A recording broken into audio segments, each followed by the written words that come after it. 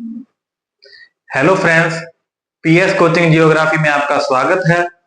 कल की क्लास में हमने पढ़ा था types of volcano based on activity और आज की क्लास में हम पढ़ेंगे types of volcano based on eruption, जिसे हिंदी में बोला जाता है उद्गार के आधार पर ज्वालामुखी के प्रकार।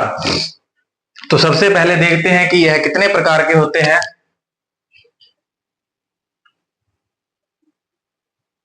यह होते हैं दो प्रकार से। एक तो होते हैं केंद्रीय उद्भेदन के आधार पर, केंद्रीय उद्भेदन कि यहाँ केंद्रीय उद्गार के आधार पर, उद्भेदन बोल दो चाहे उद्गार बोल दो, जिसे इंग्लिश में बोला जाता है सेंट्रल इरप्शन। एक टाइप तो हो गया केंद्रीय उद्भेदन यानी कि सेंट्रल इरप्शन, और जो सेकंड टाइप है वह है दरारी उद्भेदन के आधार पर, दरारी उद्भेदन। यानी कि कल हमने बात की थी फिशर इरप्शन।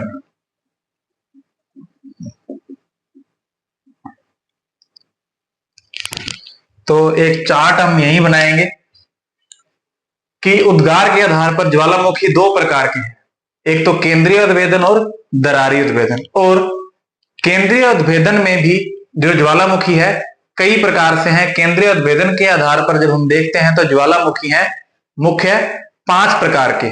कितने प्रकार के? 5 प्रकार के। हवाई तुल्य ज्वालामुखी,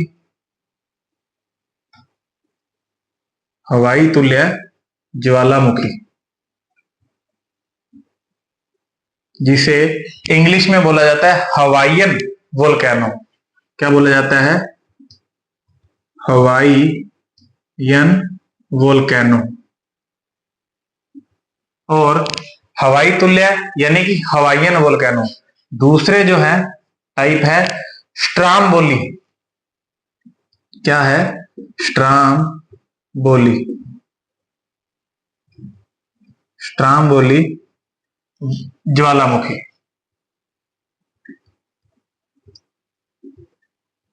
कौन सा टाइप है? स्ट्रामबोली ज्वालामुखी, जिसे इंग्लिश में बोला जाता है स्ट्रामबोलियन वोल्केनो।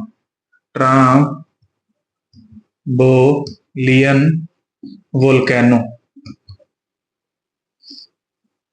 और जो तीसरा टाइप है वह है वोल्केनो तुल्य ज्वालामुखी।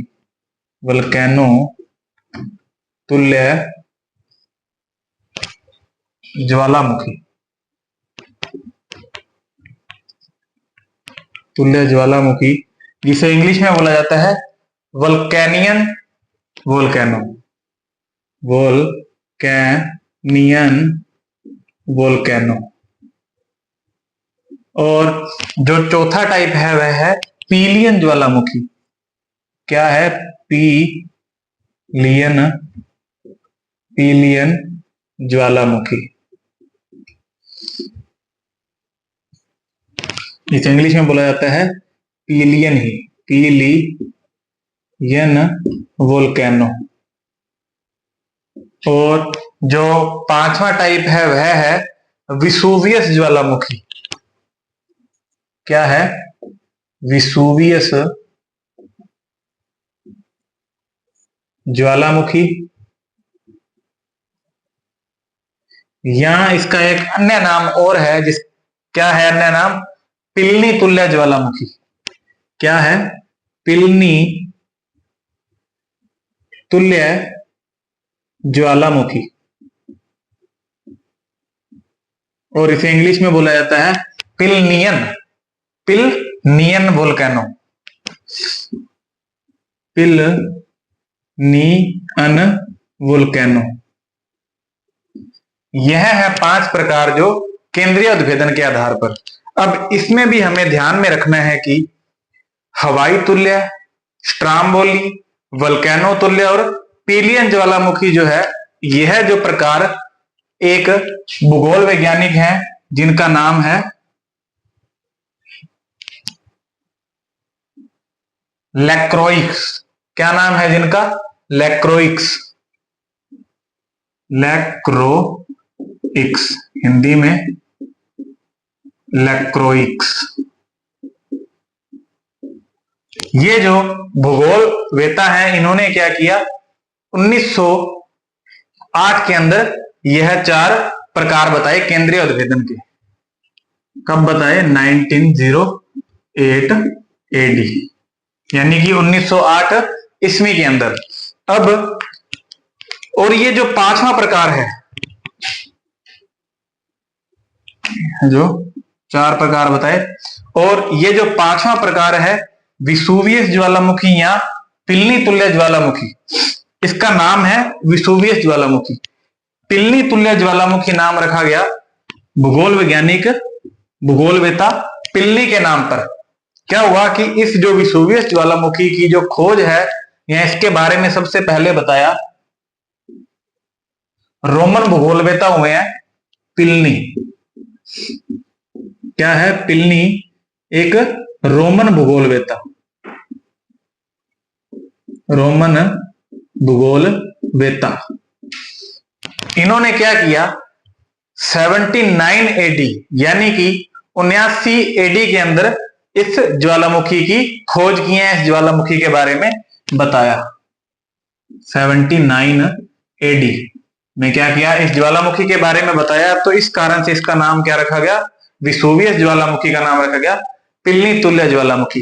विसुवियस ज्वालामुखी की बात हमने कल की क्लास में की थी, जब हम माउंट विसुवियस को पढ़ रहे थे। माउंट विसुवियस भी क्या है, एक विसुवियस ज्वालामुखी है, जिसका सबसे पहले जो उद्गार हुआ 79 एडी के अंदर हुआ। उसके बाद उसका उद्गार हुआ 1612 ईस्वी में। उसके बाद 1812 1863 में। इस तरह से क्या इसमें उद्गार हुए।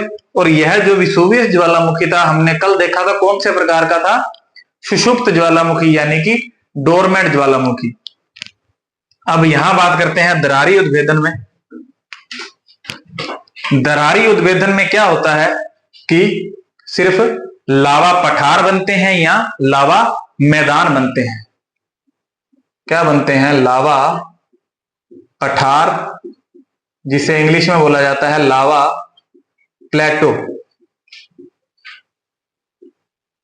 क्या है? लावा प्लेटो और लावा प्लेन, यानी कि लावा मैदान। इसे इंग्लिश में बोला जाता है लावा प्लेन।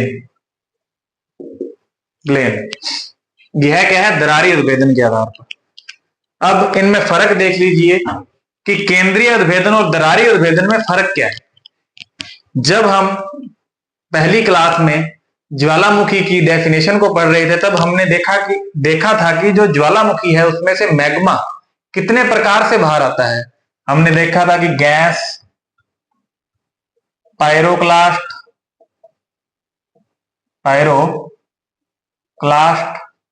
व तरल पदार्थ यानी कि मैग्मा,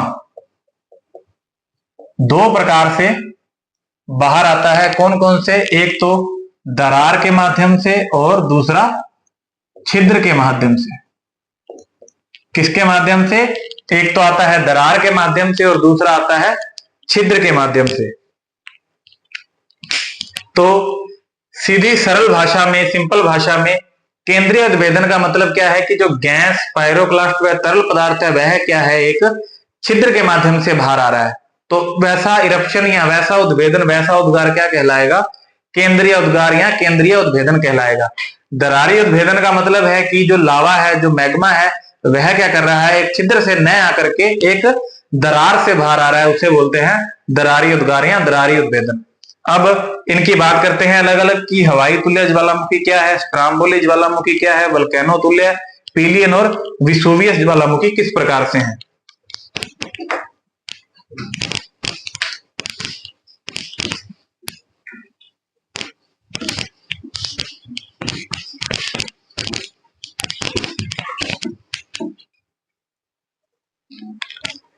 तो अब हम देखते हैं जो केंद्रीय उद्गार के जो टाइप्स हैं।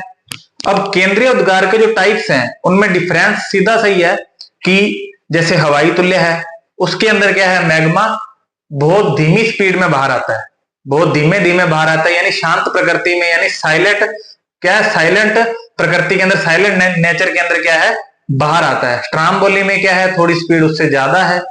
वल्केनो तुल्य में जो गैस, पायरोक्लास्ट और मैग्मा की जो स्पीड है निकलने की वो थोड़ी और ज्यादा है। और जो पिलियन है उसके अंदर इससे भी ज्यादा स्पीड है। और जो पिलनी तुल्य है उसके अंदर क्या है, सिर्फ गैस बाहर आती है, जो मेन वेंट होती है वहां से क्या आती है, सिर्फ गैस बाहर आती है, पायरोक्लास्ट व लावा बाहर नहीं आता। तो अब देखते हैं एक एक करके। केंद्रीय उद्भेदन के अंदर, केंद्रीय उद्गार के अंदर क्या है, सेंट्रल इरप्शन के अंदर क्या है, जो मैग्मा है वह कहां से आ रहा है, मैग्मा बाहर आ रहा है, किससे, एक छिद्र के माध्यम से, किससे, एक छिद्र के माध्यम से, जिसमें पहला टाइप जो है वह है हवाई तुल्य, हवाई तुल्य ज्वालामुखी, जिसे इंग्लिश में क्या बोला गया, हवाईयन वोल्केनो। अब हवाई तुल्य ज्वालामुखी में क्या है, जो मुख्य नली से या मेन वेंट से जो मैग्मा बाहर आएगा वह क्या आएगा, बहुत ही धीमी गति से, और उसकी प्रकृति क्या होगी, शांत प्रकृति होगी। एक तो क्या है, मैग्मा जो बाहर आता है, मैग्मा जो बाहर आता है वह क्या है, धीमी गति से बाहर आता है, वह शांत प्रकृति का होता है, यानी कि जिसकी, यानी कि अपवर्ड मूवमेंट है बहुत ही ज्यादा क्या है, स्लो। यानी कि जैसे ये मैं मेन वेंट बना रहा हूं और जो मैग्मा आएगा वो बहुत ही आराम से, इस पॉइंट पे जो मेन वेंट है यहां से क्या है, बहुत ही आराम से बाहर आता है, शांत प्रकृति में, बिल्कुल भी ज्यादा शोर शराबा नहीं, एक झटके से बाहर नहीं आता। और इसके अंदर क्या है, जो पायरोक्लास्ट है वो बाहर नहीं आते, यानी कि जो विखंडित पदार्थ हैं वो बाहर नहीं आते, विखंडित पदार्थ बाहर नहीं आते, नहीं आते। विखंडित पदार्थ का मतलब क्या है, पायरोक्लास्ट, पायरोक्लास्ट जो है वह बाहर नहीं आते। यह था हवाई तुल्य ज्वालामुखी, जिसमें हमें सबसे मेन चीज क्या ध्यान रखनी है कि जो मैग्मा की जो गति है, यानी कि जो मैग्मा का मोशन है वह क्या है, बहुत ही ज्यादा स्लो है। मैग्मा की जो स्पीड है बाहर निकलने की बहुत ही ज्यादा स्लो है, और उसका नेचर कैसा है, एकदम साइलेंट, शांत प्रकृति का है। और जिसकी वजह से क्या है, जो विखंडित पदार्थ हैं वह क्या है, मेन वेंट के बाहर नहीं आते। इसके बाद जो दूसरा प्रकार है, दूसरा टाइप है वह है स्ट्राम्बोली, स्ट्राम्बोली ज्वालामुखी।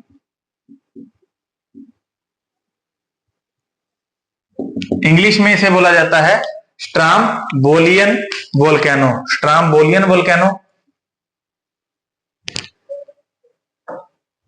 अब इस जो ये जो टाइप है स्ट्राम्बोली, इसके अंदर रखना है कि इसमें जो गैस, पायरोक्लास्ट वह जो मैग्मा है वह क्या है, हवाई तुल्य ज्वालामुखी की अपेक्षा अधिक तीव्रता से बाहर आता है। क्या आता है, अधिक तीव्रता से बाहर आता है, तीव्रता से। तीव्रता को इंग्लिश में बोला जाता है इंटेंसिटी, इंटेंसिटी, यानी कि अधिक स्पीड से बाहर आता है। हाई इंटेंसिटी से क्या है, इसमें गैस, पायरोक्लास्ट व मैग्मा बाहर आता है, किसकी अपेक्षा, हवाई तुल्य की अपेक्षा, यानी कि इससे ज्यादा इसकी तीव्रता होती है। और इसके बाद जो नेक्स्ट टाइप है वह है वल्केनो तुल्य,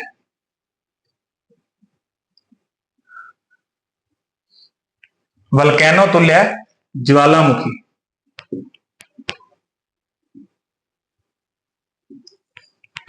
जिसे इंग्लिश में बोला जाता है वोल्केनियन वोल्केनो।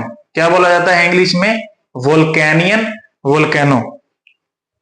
अब इसके अंदर क्या है, स्ट्राम्बोली से अधिक तीव्रता से क्या है, ये जो गैस पायरोक्लास्ट व मैग्मा के कण क्या है, बाहर आते हैं। गैस पायरोक्लास्ट व मैग्मा क्या है, अब स्ट्राम्बोली से अधिक तेज से बाहर आता है।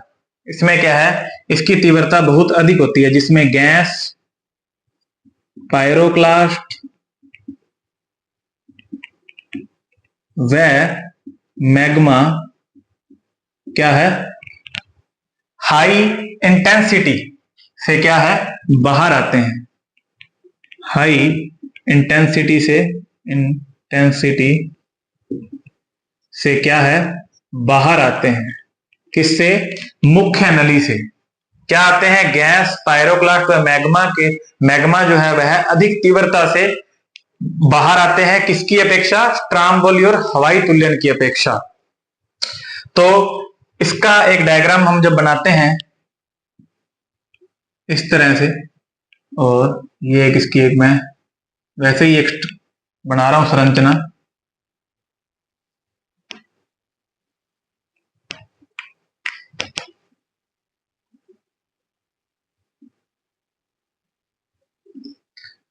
अब देखिए कि ये कल जब हम इसकी स्ट्रक्चर पढ़ रहे थे तो मैंने बताया था कि ये जो है, ये क्या है, मुख्य नली है। मुख्य नली की यानी कि मेन वेंट, जहां से क्या है, जो मैग्मा है वह बाहर आएगा। और ये नीचे जो है, यह है मैग्मा चैम्बर, जिसमें क्या है, मैग्मा भरा हुआ है। और ये मैग्मा क्या है, यहां से अपवर्ड मूव कर रहा है। और यहां पर क्या है, क्रेटर। अगर ये मुख छोटा होगा, यानी कि ये जो इसका माउथ है यह क्या छोटा होगा, तो क्या होगा, वीवर कहलाएगा। अब क्या होता है, इस वल्केनो तुल्य यानी कि वोल्केनियन के अंदर ये जो सबसे पहले क्या है कि गैस हाई इंटेंसिटी से यानी कि अधिक तीव्रता से बाहर निकलेगी। जो पायरोक्लास्ट है यानी कि विखंडित पदार्थ है, यह भी क्या है, अधिक तीव्रता से बाहर निकलेंगे। और मैग्मा भी क्या है, अधिक तीव्रता से बाहर निकलता है। उसके कारण क्या होता है कि ये जो वोल्केनो है इसके काफी हाइट पर गैस जब बाहर निकलती है तो काफी हाइट तक जाती है, जिसकी वजह से क्या होते हैं, यहां पर काले क्या बन जाते हैं, बादल, यानी कि ब्लैक क्लाउड, काले बादल, ब्लैक क्लाउड्स। किसके, गैस के क्या बन जाते हैं, काले बादल। और इन्हीं काले बादलों की जो शेप होती है वह क्या होती है, फूल गोभी के समान होती है। इनकी शेप कैसी होती है, फूल गोभी के समान, के समान। कई बार क्वेश्चन पूछ लेता है कि फूल गोभी के समान जो काले बादल बनते हैं वह कौन से ज्वालामुखी में बनते हैं, तो कौन सा आएगा, वल्केनो तुल्य। क्या नाम आएगा, वल्केनो तुल्य।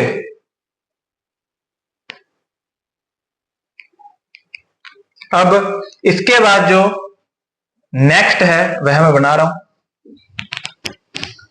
वल्केनो तुल्य के बाद हमने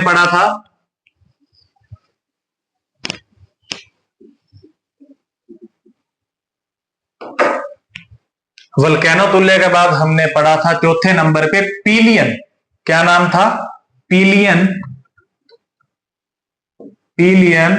ज्वालामुखी,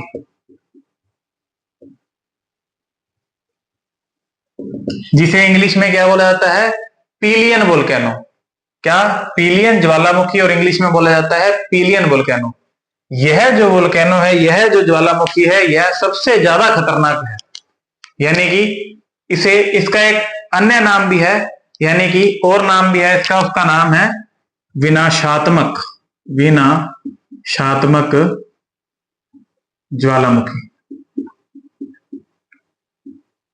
क्या नाम है, विनाशात्मक ज्वालामुखी। और इस वाले ज्वालामुखी में क्या है, अभी तक जो हमने 3 ज्वालामुखी देखे, हवाई तुल्य, स्ट्राम्बोली, वल्केनो तुल्य, उन सबकी बजाय, उन सबकी अपेक्षा में इसमें सबसे ज्यादा क्या होता है, गैस पायरोक्लास्ट व मैग्मा बाहर आता है, मैग्मा उद्गारित होता है। क्या है? उद्गारित होता है। क्या है? गैसेस, पायरोक्लास्ट एंड मैग्मा ज्यादा इरप्ट होता है, यानी कि उसमें ज्यादा इरप्शन होता है, सबसे ज्यादा पीलियन में होता है। और ये क्या है? विनाशात्मक ज्वालामुखी है। और इस पीलियन ज्वालामुखी की जो खोज है, यह क्या है? 1902 एडी के अंदर एक आइलैंड है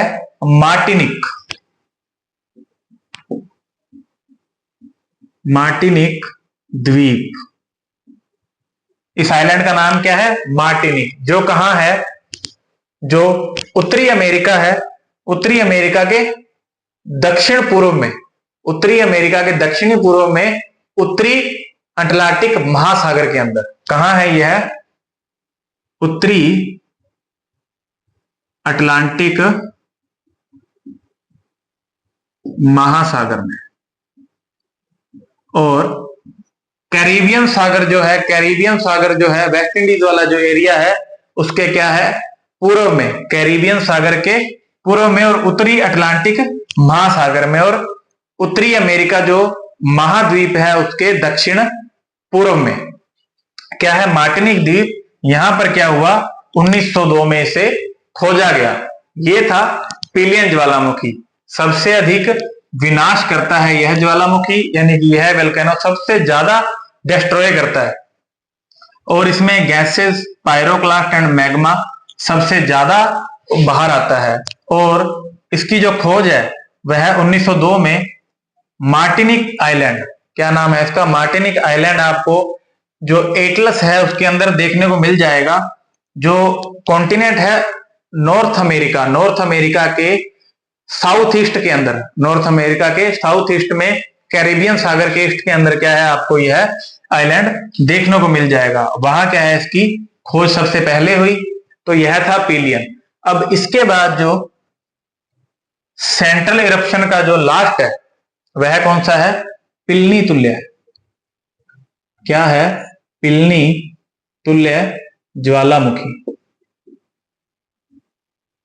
या विसुवियस ज्वालामुखी।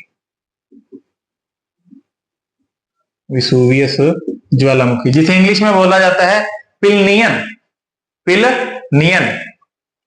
जिसे इंग्लिश में बोला जाता है पिलनियन। इसमें क्या होता है? जो गैसेस है वह क्या है? हाई इंटेंसिटी से बाहर आती हैं। जो गैसेस है वह क्या है? हाई इंटेंसिटी से बाहर आती हैं। और इसमें क्या है? ये जो वोल्केनो है यह क्या है? सबसे ज्यादा हाइट वाले होते हैं। सबसे ज्यादा हाइट वाले जो वोल्केनो होंगे वह कौन से होंगे? पिलनी तुल्य, यानी कि एक तो इसमें क्या है? हाई इंटेंसिटी से क्या है? जो गैसेस है वह क्या है? बाहर आती है। हाई इंटेंसिटी से क्या है? यानी कि अधिक तीव्रता से क्या है? जो गैसें हैं वह बाहर आती है, जिसके कारण क्या है? इनकी जो ऊंचाई है, जो इनकी हाइट है, यानी कि जो इनकी ऊंचाई है वह क्या है? बहुत अधिक हो जाती है। और इसी के कारण ये जो वोल्केनो है, जो ज्वालामुखी है, सबसे अधिक सर्वाधिक ऊंचाई वाले ज्वालामुखी कहलाते हैं। सर्वाधिक ऊंचाई वाले अगर क्वेश्चन आ जाता है कौन से ज्वालामुखी होते हैं, तो विसुवियस सर्वाधिक ऊंचाई वाले ज्वालामुखी, यानी कि मैक्सिमम हाइट वाले जो वोल्केनोज होते हैं वह कौन से है? पिलनियन वोल्केनो है, यानी कि विसुवियस वोल्केनो है। और इसके अंदर भी क्या होता है? जब गैसेस अधिक हाइट पे पहुंचती है तो वहां भी क्या है? शेप जो है, स्ट्रक्चर जो है, एक फूल गोभी के समान बन जाती है। क्या है? फूल गोभी के समान क्या है? एक काले बादल बन जाते हैं। फूल गोभी के समान काले बादल, यानी ब्लैक क्लाउड्स बन जाते हैं। और इसके अंदर पूछ लिया जाता है कि ऐसे वोल्केनो के बारे में बताइए जिसके अंदर गैसेस अधिक ऊंचाई तक जाती है और आकृति जो है, जिसके स्ट्रक्चर क्या है, फूल गोभी के समान बन जाती है, तो कौन से हैं? पिलनी तुल्य या विसुवियस ज्वालामुखी। इसके बारे में हमने आपको बताया था कि इसकी जो खोज है, इसके बारे में सबसे पहले एक रोमन जियोग्राफर थे, रोमन भूगोलवेता थे, उन्होंने 79 एडी यानी कि 79 ईस्वी में बताया क्या? विसुवियस वोल्केनो के बारे में, विसुवियस ज्वालामुखी के बारे में, विसुवियस ज्वालामुखी के बारे में, यानी कि पिलनी। और इनका जो नाम था वह क्या था? पिलनी नाम था इनका। तो इसी कारण ये जो वोल्केनो है इसका नाम क्या रख दिया गया? पिलनी तुल्य ज्वालामुखी। एक मैंने आपको बताई थी कि केंद्रीय इरप्शन के अंदर अगर सीधा आपसे पूछ ले कि कितने टाइप्स के हैं वोल्केनो, तो है 5 टाइप्स के। और अगर पूछ ले कि लैक्रोइक्स के बेस पे, यानी कि लैक्रोइक्स ने कितने बताए, तो लैक्रोइक्स ने बताए थे 4 ही। कितने बताए थे? 4 ही। और ये जो 5वां है यह बताया था पिलनी ने। ठीक है। अब इसके बाद जो नेक्स्ट है वह है फिशर इरप्शन, यानी कि दरारी उद्गार।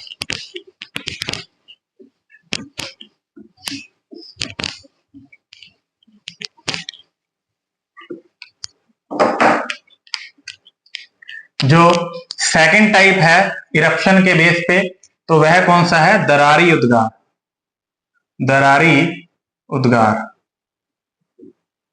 इसे इंग्लिश में बोला जाता है फिशर इरप्शन।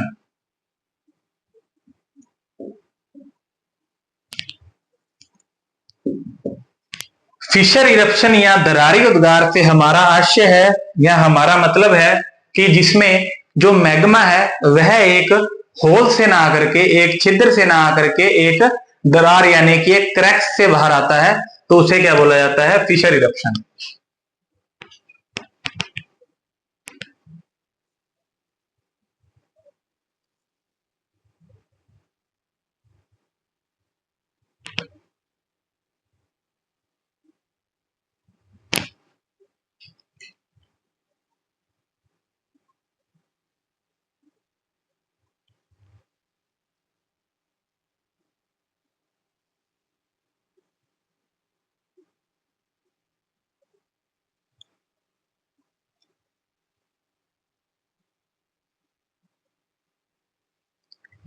आप मान लीजिए कि ये कोई सरफेस है, ये इस तरह से है, जैसे कि ये है, मैंने ये शेप बना दी, इस तरह से सरफेस बना दी। अब इस सरफेस में क्या है? ये क्रस्ट वाला हिस्सा है और क्रस्ट के नीचे क्या है? यह है, यहां से क्या है? एक क्रैक्स इस सरफेस के ऊपर पड़ गया। क्या है? एक क्रैक है, यानी कि एक जो दरार है, इस तरह से, ये जो डस्टर मैंने बनाया है, ये जो दरार आपको दिख रही है, इस तरह से क्या है? एक सरफेस के ऊपर क्या है? एक दरार पड़ गई है इस तरह से। तो जब जो मैग्मा है वह क्या है? इस दरार से बाहर आएगा। जब मैग्मा इस दरार से बाहर आएगा और इधर इधर फैल जाएगा, तो इस तरह का जो इरप्शन होगा वह क्या होगा? दरारी उद्गार, यानी कि फिशर इरप्शन। यह जो इरप्शन है वह कौन सा है? फिशर इरप्शन, यानी कि दरारी उद्गार। की सिंपल लैंग्वेज में कि जब जो मैग्मा है वह एक दरार से बाहर आता है, तो उसे क्या बोला जाता है? दरारी उद्गार। क्या है? दरारी उद्गार। और इसमें जो आकृतियां या जो टोपोग्राफी या जो स्ट्रक्चर बनती है वह है, एक तो लावा पठार, जिसे इंग्लिश में बोला जाता है लावा प्लेटू। क्या बोला जाता है? लावा प्लेटू। और दूसरा जो है वह है लावा मैदान, यानी कि लावा प्लेन। ये इसमें ध्यान में रखने वाली बात है। और जो सेकंड चीज इसमें ध्यान में रखनी है वह है कि दरारी उद्गार के बारे में हमने कल पढ़ा था। जब मैं आपको लावा के टाइप्स बता रहा था तो मैंने आपको दो टाइप्स बताए थे, एक तो मैफिक लावा यानी कि जो बेसिक लावा यानी कि क्षारीय लावा, और एक मैंने आपको बताया था अम्लीय लावा यानी कि एसिडिक लावा। जब मैंने आपको बताया था क्षारीय लावा के बारे में तब मैंने आपको यह बताया था कि जो क्षारीय लावा यानी कि जो मैफिक लावा है वह सामान्यतः जनरली कहां से आता है, दरारी उद्भेदन के परिणाम स्वरूप बाहर आता है, यानी कि दरारी उद्गार यानी कि फिशर इरप्शन के दौरान बाहर आता है। तो दरारी उद्गार में कौन सा लावा बाहर आएगा, क्षारीय, क्षारीय लावा, जिसे क्या बोला जाता है, मैफिक लावा, मैफिक लावा। और मैफिक लावा के बारे में मैंने आपको बताया था कि इसका जो कलर होता है वह क्या होता है, ब्लैक होता है, काला होता है। और दूसरी चीज मैंने आपको बताई थी कि ये कम गाढ़ा होता है, कम गाढ़ा यानी कि पतला होता है। ये जो लावा होता है पतला होता है, जिसकी वजह से क्या है, यह फैल जाता है, ज्यादा फैल जाता है और फैल जाता है और एक पठारी क्षेत्र का निर्माण कर देता है, या लावा मैदान का निर्माण कर देता है। और इसके बाद जो हमें बात ध्यान में रखनी है, एक फैक्ट है कि ये जो सबसे ज्यादा दरारी उद्गार है यह आइसलैंड, एक आइलैंड है, आइसलैंड आइलैंड है जिसका नाम है आइसलैंड द्वीप, आइसलैंड द्वीप।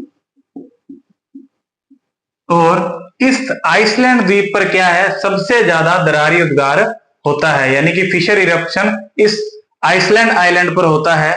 तो इस वजह से क्या बोला जाता है, इस दरारी यानी कि फिशर इरप्शन को एक और नाम दिया जाता है आइसलैंड तुल्य ज्वालामुखी, आइसलैंड तुल्य ज्वालामुखी। क्या नाम दिया जाता है, क्योंकि आइसलैंड पर सर्वाधिक यह देखने को मिलते हैं दरारी उद्गार, तो इस वजह से इसका नाम है आइसलैंड तुल्य ज्वालामुखी। और जब हम इनके एग्जाम्पल की बात करें तो हमारे इंडिया का यानी कि भारत का जो दक्कन का पठार है, भारत का दक्कन का पठार और दक्षिणी अमेरिका का कोलंबिया का जो पठार है,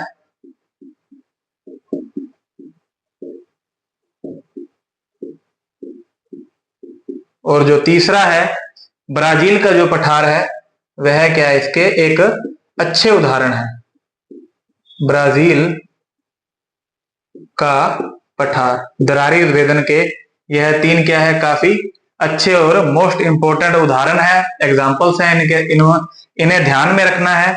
और आज की क्लास में हमने बात की सेंट्रल इरप्शन के बारे में एंड फिशर इरप्शन के बारे में। तो इसी के साथ हमारे जो टाइप्स ऑफ वोल्केनो है वह क्या है, कंप्लीट होते हैं, जिसमें हमने देखे दो टाइप, कैसे कैसे, एक तो हमने देखे क्रियाशीलता के आधार पर बेस्ड ऑन एक्टिविटी, उसकी बात हमने की थी पिछली कक्षा में। और आज हमने देखे इरप्शन के आधार पर बेस्ड ऑन इरप्शन यानी कि उद्गार के आधार पर।